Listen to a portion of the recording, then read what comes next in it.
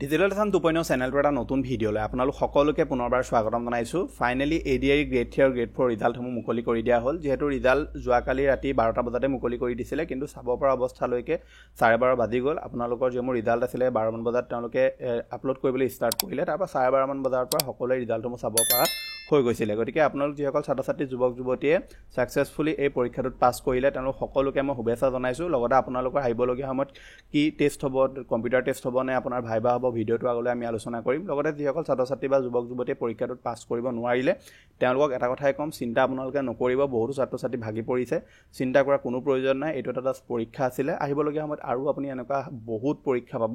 আপোনালোকে সেই সময়ত ভালকৈ প্ৰিপেৰেশ্যন কৰিব আৰু ভালকৈ আপোনালোকে সেই পৰীক্ষাসমূহ দিবলৈ চেষ্টা কৰিব।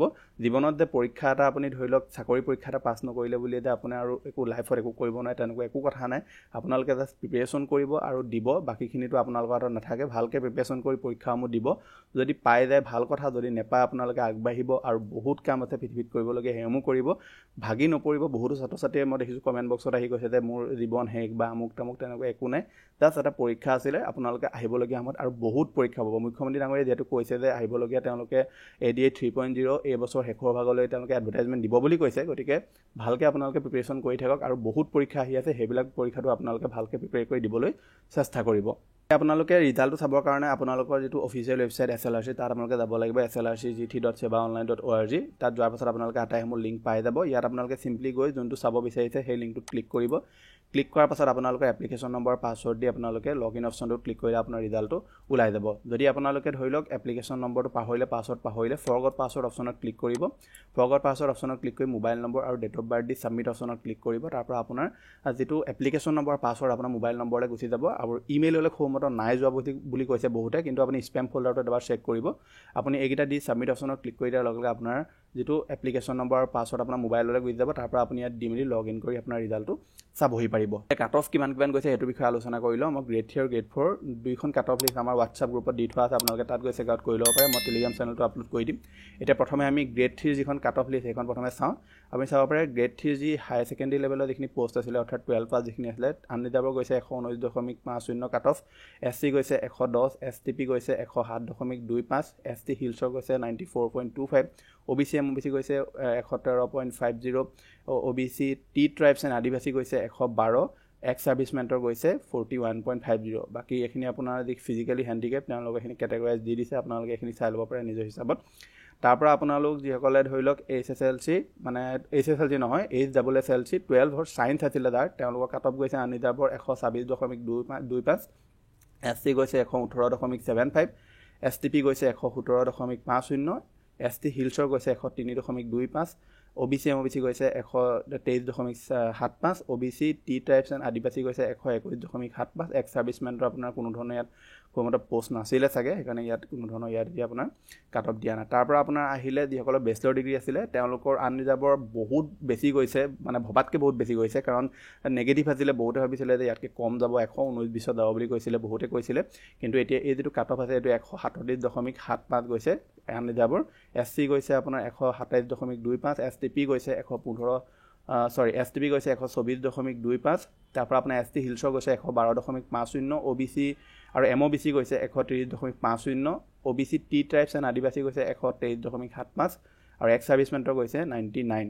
তাৰপৰা আপোনাৰ যিসকলৰ বেচেলৰ ডিগ্ৰী আছিলে with computer certificate and diploma তেওঁলোকৰ আনৰিজাৰ্ভৰ গৈছে 117, SC গৈছে 104, STP গৈছে 101, ST হিলছৰ গৈছে 88.50, OBC MOBC গৈছে 109.50, OBC টি ট্ৰাইবছ এণ্ড আদিবাসী গৈছে আপোনাৰ 92.50 আৰু এক্স ছাৰ্ভিচমেণ্টৰ গৈছে 33.75।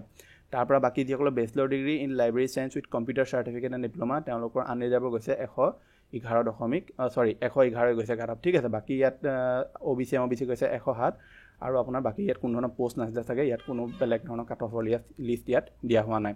তাৰপৰা আপোনাৰ bachelor degree with certificate of stenography and computer চাৰ্টিফিকেটৰ ডিপ্ল'মা আনৰিজাৰ্ভৰ গৈছে 112.50, SC গৈছে 100.50, STP গৈছে 100.75, ST হিলছৰ গৈছে 83, OBC MOBC গৈছে 105.25, OBC টি ট্ৰাইবছ এণ্ড আদিবাসী গৈছে 103.25, এক্স ছাৰ্ভিচমেণ্টৰ গৈছে 68.75। তাৰপৰা লাষ্টৰ যিটো কেটেগৰী সেইটো হৈছে HSLC লেভেল ড্ৰাইভাৰৰ, তেওঁলোকৰ গৈছে 127.50 আনৰিজাৰ্ভৰ, SC গৈছে 124.75, STP গৈছে 123.50, ST হিলছৰ গৈছে 119.50, OBC MOBC গৈছে 126.25, OBC T ট্ৰাইবছ এণ্ড আদিবাসী গৈছে 125.25 আৰু এক্স সাৰ্ভিসমেন্টৰ কোনো ইয়াত কোন পোষ্ট নাছিলে। তাৰ পৰা এতিয়া আমি যদি গ্ৰেড 4 যিখিনি পোষ্ট আছে সেইখিনি যদি চাবলৈ যাওঁ তেনেহ'লে আপুনি চাব পাৰে গ্ৰেড 4 HSLC ক্লাছ 10 আৰু ইকুইভেলেন্ট এক্সামিনেশ্যন যিসকলে পাছ কৰি থৈছে তেওঁলোকৰ আনৰিজাৰ্ভৰ গৈছে আপোনাৰ 91.50, SC গৈছে 88.25, STP গৈছে মানে প্লেনৰ গৈছে 87.50, ST হিলছৰ 74.75, OBC MOBC গৈছে 90, OBC T টাইপছ এণ্ড আদিবাসী গৈছে 86.25, এক্স সাৰ্ভিসমেন্টৰ গৈছে 63.75। তাৰ পৰা আহিলে আপোনাৰ HSLC class 10 equivalent examination pass with ITI ৱায়াৰমেনৰ গৈছে আপোনাৰ 36.50, SC গৈছে 27.75, STP গৈছে 25 আৰু ST হিলছৰ গৈছে 15, OBC MOBC গৈছে 26, OBC T টাইপছ এণ্ড আদিবাসী গৈছে 17.75। বাকী আপোনাৰ এইখিনি ফিজিকেল হেণ্ডিকেপৰ পৰা আপোনালোকে চাব পাৰে এক্স সাৰ্ভিসমেন্টৰ ইয়াত কোনো ধৰণৰ পোষ্ট নাছিলে।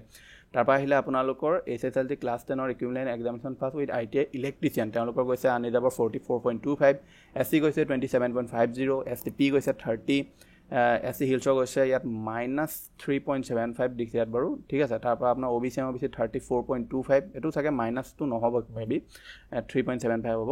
OBC MOBC গৈছে আপোনাৰ 34.25, OBC T ট্ৰাইবছ এণ্ড আদিবাসী গৈছে 27.75, এক্স সাৰ্ভিসমেন্টৰ গৈছে আপোনাৰ 11.25। বাকী আপোনাৰ ফিটাৰৰ গৈছে 109.75 আৰু OBC MOBC মানে আনৰিজাৰ্ভৰ 109.75 গৈছে, OBC MOBC 98.75 আৰু বাকী কোনো ধৰণৰ পোষ্ট এভেইলেবল নাছিলে। বাকী ৱেল্ডাৰৰ গৈছে আপোনাৰ আনৰিজাৰ্ভৰ 104.25, SC গৈছে 86.25, OBC MOBC গৈছে 97.75।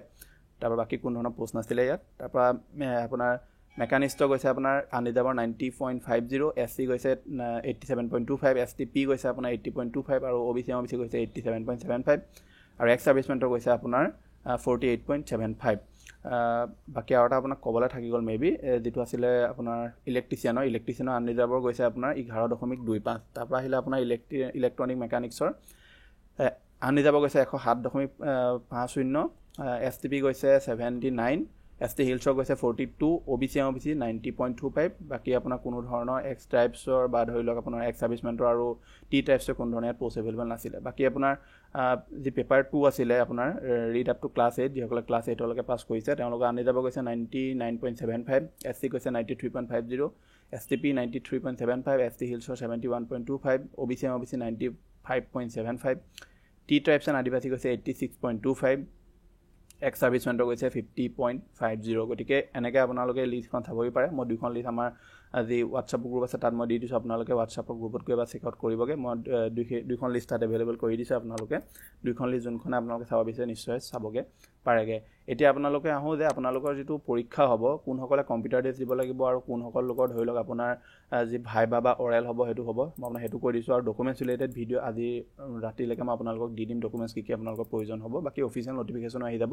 এতিয়া মই আপোনালোকক যিটো নটিফিকেশ্যন দেখুৱাই থৈছোঁ এইটো যোৱাবাৰৰ যিটো নটিফিকেশ্যন সেইটো অনুসৰি মই আপোনাক দেখুৱাইছোঁ ঠিক আছে। ইয়াত আপুনি চাব পাৰে কম্পিউটাৰ টেষ্ট কোনে কোনে দিব লাগিব, মানে ইয়াত লিখি থোৱা আছে। প্ৰথমটো হৈছে কেটেগৰী যিসকলৰ ধৰি লওক মিনিমাম কোৱালিফিকেশ্যন HSLC আৰু HSLC ইন চায়েন্স যিসকল আছিলে আৰু যিসকলে পাছ কৰিছে তেওঁলোকে কম্পিউটাৰ স্কিল দিব লাগিব। তাৰপৰা candidate qualified for the post having minimum qualification bachelor degree যোনে ধৰি লওক ডিগ্ৰী পাছ কৰা আছিলে তেওঁলোকে দিব লাগিব। আৰু candidate qualified for the post having minimum qualifying bachelor degree with computer and library science তেওঁলোকে এই পৰীক্ষাটো স্কিল টেষ্ট যিটো পৰীক্ষা আছিলে সেইটো তেওঁলোকে দিব লাগিব। বাকী যিসকলৰ ধৰি লওক গ্ৰেড 4 আছিলে তেওঁলোকৰ ভাইবা বা অৰেল হ'ব, মানে মুখামুখিকৈ তেওঁলোকক কিছুমান কুৱেশ্যন সোধা হ'ব, তেওঁলোকে সেইসমূহ আনচাৰ দিব লাগিব। স্কিল টেষ্টত কেনেকৈ আপোনালোকে প্ৰিপেয়াৰ কৰিব কি কৰিব লাগিব সকলো কথা আমি ভিডিঅ' মই আগলৈ আলোচনা কৰিম, যিহেতু আৰু ভিডিঅ' আহিব আপোনালোকৰ কাৰণে। সেই ভিডিঅ' মই আপোনালোকক মই ভালকৈ ডিটেইলছত ক'ম যে কেনেকৈ ক'ৰ পৰা আপুনি প্ৰিপেয়াৰ কৰিব।